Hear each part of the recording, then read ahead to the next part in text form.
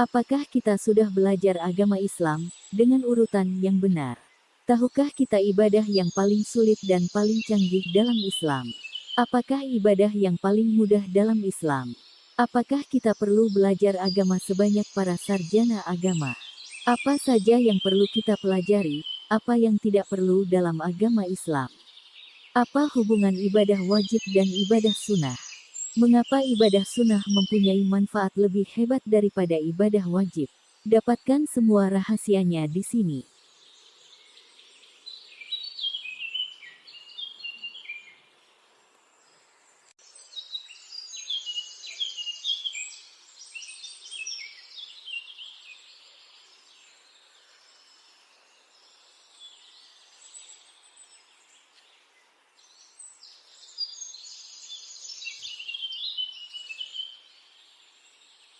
Assalamualaikum warahmatullahi wabarakatuh. Saya ingin bertanya mengenai langkah selanjutnya dalam mengaji kepada Khidir, sebagai kelanjutan dari diskusi kita kemarin. Waalaikumsalam warahmatullahi wabarakatuh. Sebagai permulaan, kita perlu mengetahui terlebih dahulu tahapan seseorang dalam belajar agama Islam.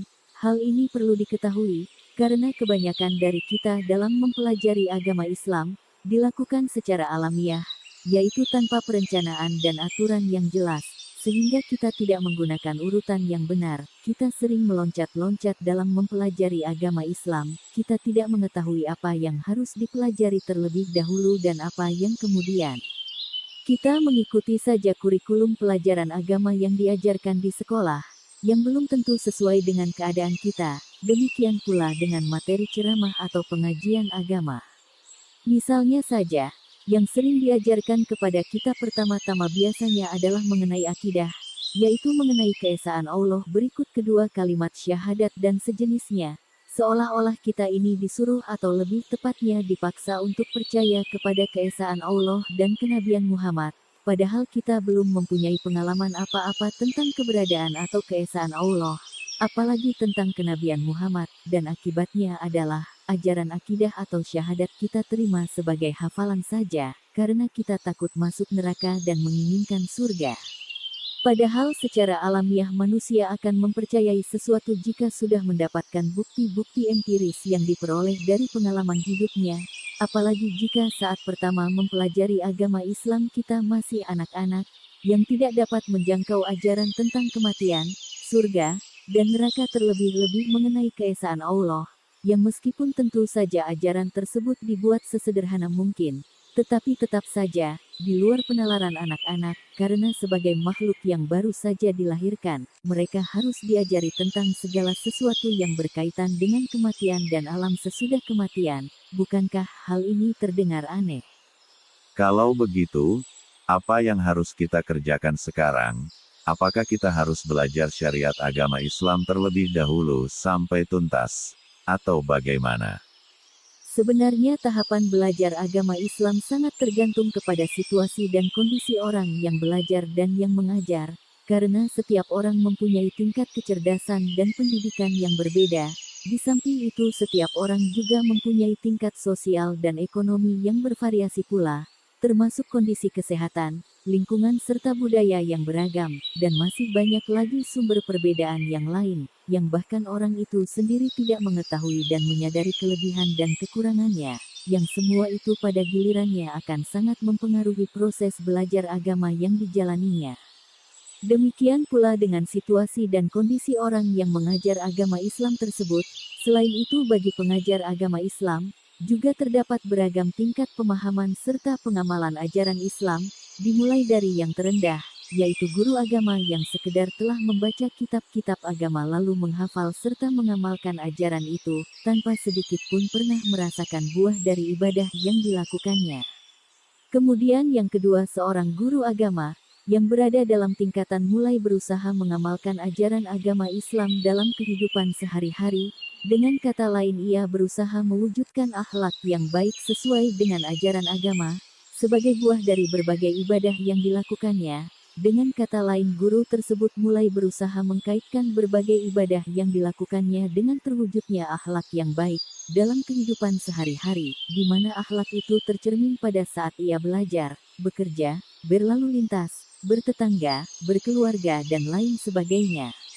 Kemudian yang ketiga, adalah guru yang telah berusaha memperbaiki akhlaknya berbekal ibadah yang dilakukannya. Ditambah lagi ia lalu berusaha mencari makna terdalam dari ajaran agama Islam, dalam rangka memahami dan mewujudkan akhlak karimah yang disebabkan oleh metode ibadah dalam Islam. Dan tingkatan yang keempat adalah guru yang sudah menguasai tingkatan ketiga dan ditambah lagi dengan berbagai kemampuan khusus, yang berguna untuk mengetahui situasi dan kondisi internal serta eksternal murid, serta kiat-kiat dalam mendidik murid. Lalu di mana kita bisa menemui guru agama tingkatan keempat tersebut? Sayang sekali, untuk bisa bertemu dengan guru agama seperti itu sangatlah sulit, apalagi di zaman sekarang. Lebih-lebih ada kemungkinan guru agama seperti itu sudah tidak ada lagi di dunia saat ini. Yang bisa kita lakukan sekarang ini adalah memeriksa kondisi diri kita sendiri, dan menilai di manakah kedudukan kita saat ini. Apakah kita sudah mengetahui ilmu syariat, yang meliputi segala peraturan ibadah wajib yang ada. Setelah itu kita menilai apakah kita sudah mampu menjalankan ibadah wajib tersebut sesuai dengan peraturan agama, atau ilmu fikih. Kalau sudah berhasil, hal itu menunjukkan bahwa kita sudah berada dalam tahapan syariat. Setelah itu barulah berusaha meningkatkan kualitas ibadah wajib kita dengan jalan berusaha mewujudkan akhlak karimah sebagai hasil ibadah wajib yang kita lakukan. Misalnya saja setelah mampu berpuasa dalam bulan Ramadan, kita kemudian berusaha untuk menjadi orang yang sabar dalam segala kegiatan sehari-hari, termasuk misalnya dalam mencari ilmu, mencari nafkah, berlalu lintas, bermasyarakat, dalam mendidik anak serta membina rumah tangga dan sebagainya. Hal ini terus kita upayakan dalam kaitan dengan ibadah-ibadah wajib lain yang mampu kita lakukan, misalnya sholat 5 waktu, zakat, haji, sedekah, umroh, berkurban, dan lain-lainnya. Bagaimana kita memulai semua itu? Apakah kita harus datang ke guru agama tertentu atau belajar sendiri atau bagaimana?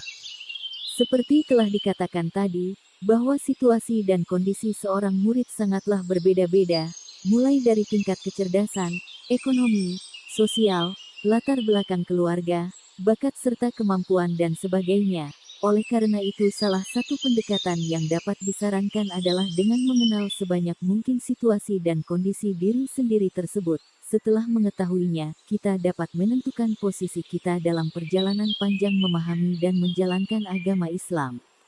Misalnya jika belum mengetahui tata cara dan peraturan ibadah dalam agama Islam, maka kita seharusnya memulainya dari sana, yaitu belajar ilmu fikih. Tentu saja yang perlu kita pelajari hanyalah segi praktisnya saja, yaitu ibadah wajib yang mampu kita lakukan sehari-hari, misalnya sholat, puasa. Kemudian kalau kita sudah mempunyai harta yang cukup untuk menjalankan sedekah, zakat atau haji, barulah kita mempelajari bagaimana ibadah itu dilakukan.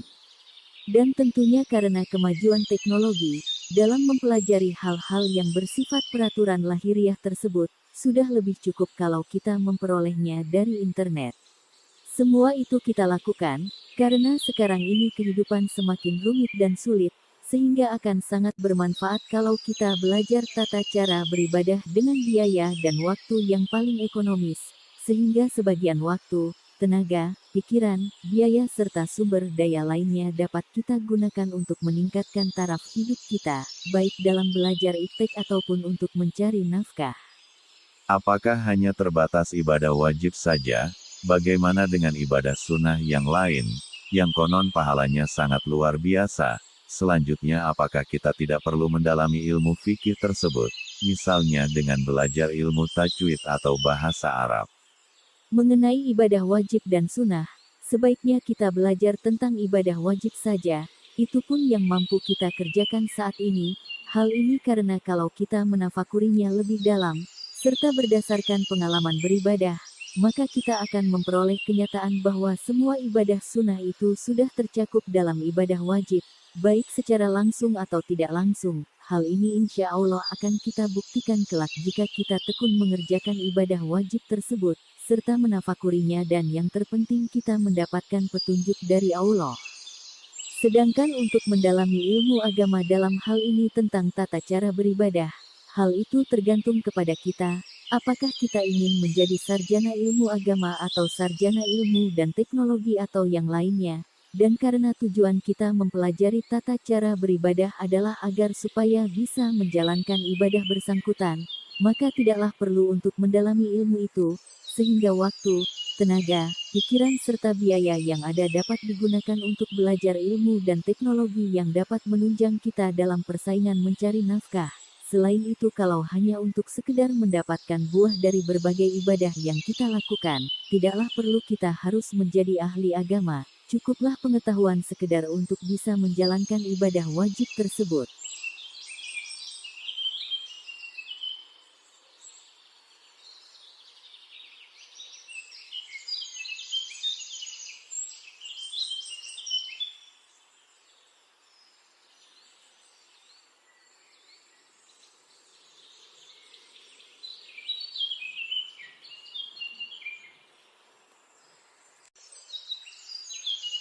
Lalu apakah gunanya di dalam Islam banyak sekali ajaran tentang ibadah sunnah? Bahkan ibadah-ibadah sunnah itu mempunyai banyak kelebihan daripada ibadah wajib itu sendiri. Dan bukankah dengan melakukan ibadah sunnah di samping ibadah wajib kita bisa mendapat banyak manfaat yang tidak terdapat di dalam ibadah wajib? Untuk menjawab pertanyaan ini, agak sulit, karena pengetahuan ini membutuhkan pengalaman dalam menjalankan ibadah wajib dan sunnah, serta tekun bertafakur tentang berbagai ibadah tersebut, dan yang paling penting mendapat petunjuk dari Allah yang Maha Pengasih dan Pemurah. Tetapi baiklah, untuk pendekatan pertama, kita akan mulai menafakuri tentang fakta, mengapa ibadah sunnah disebutkan memiliki banyak manfaat melampaui ibadah wajib, padahal ibadah sunnah tersebut seharusnya tidak terlalu penting sehingga tidak diwajibkan kepada umat Islam, sedangkan ibadah wajib, dapat kita duga pasti memiliki manfaat yang sangat luar biasa sehingga ia diwajibkan kepada kita untuk melaksanakan setiap waktunya tiba. Bahkan sedemikian berharganya manfaat ibadah wajib tersebut, sehingga umat Islam yang tidak melaksanakannya tanpa alasan yang dapat diterima syariat, akan berdosa.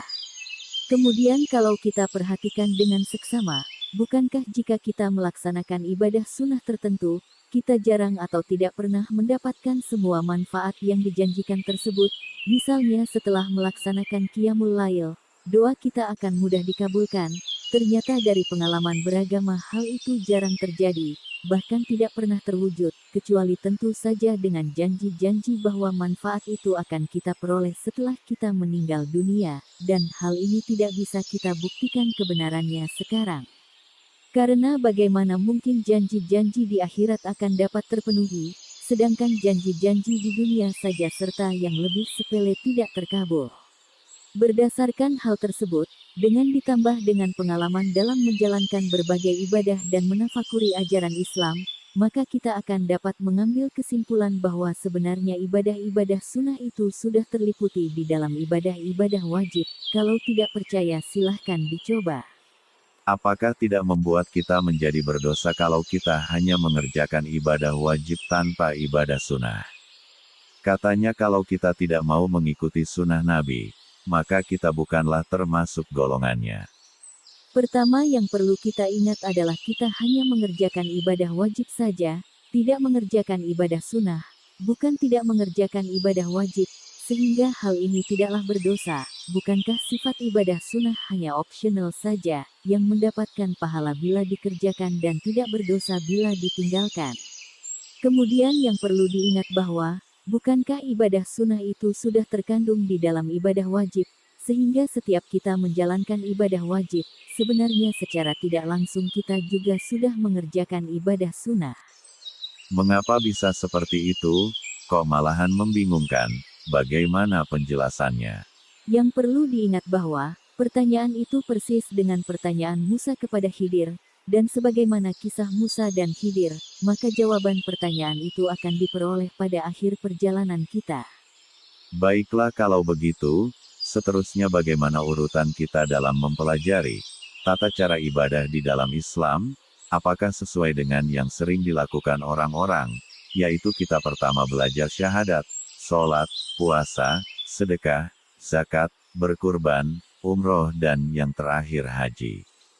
Pada umumnya kita mempelajari tata cara beribadah sesuai dengan urutan rukun Islam bahkan masih ditambah lagi dengan rukun iman, meskipun cara tersebut tidaklah salah, tetapi mempunyai satu kekurangan yang sangat serius, yaitu bahwa secara alamiah sebenarnya keimanan itu kita dapatkan melalui pengalaman hidup, mulai dari lahir sampai meninggal, sehingga ia merupakan hasil keseluruhan kegiatan kita sehari-hari, di mana selama melakukan kegiatan tersebut kita dipandu oleh berbagai ibadah wajib yang kita lakukan, dan tentu saja dengan berbagai ajaran Islam yang berhubungan dengan kegiatan kita sehari-hari.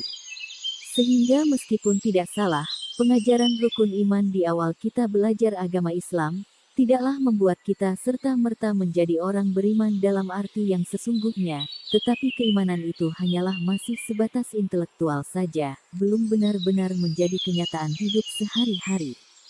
Tetapi walaupun begitu, pengajaran ini setidaknya masih mempunyai manfaat, yaitu sebagai pedoman dalam beribadah dan mengerjakan segala kegiatan sehari-hari, dengan berjalannya waktu, ketekunan serta hidayah Allah, maka insya Allah kita akan sampai kepada tingkat keimanan yang sesungguhnya, sebagaimana tercantum dalam berbagai ayat Al-Quran dan hadis.